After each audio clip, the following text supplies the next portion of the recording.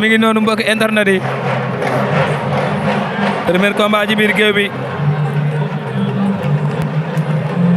day nekk mercredi 24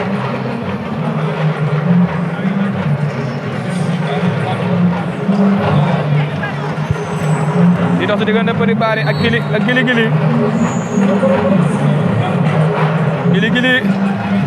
Gili lañ jàkkaarloo Gili moo ñu wan ginnaaw attention Petit Barry face à Gili Petit Barry attention Gili moo ngem lu ñuul Petit Barry moo ngem lu vert Petit Barry dem na jëli ko ci Kër Massar Mbooloo équipe Boune Mbooloo Petit Barry face à Gili attention daje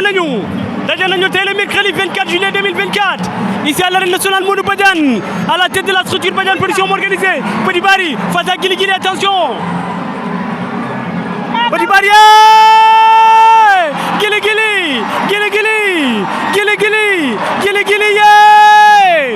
Gili daan na Petit Barry Gili daan na ko da ko coxutaan Gili jël ko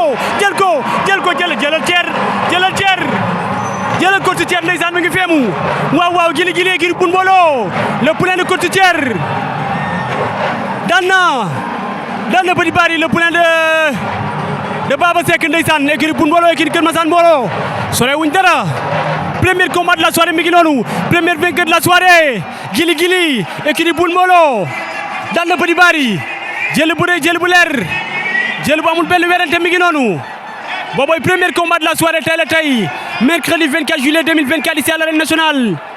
le promoteur Modou Badiane à la tête de la structure Badiane production organisée Gili équipe Boune Mbooloo daan na Petit Barry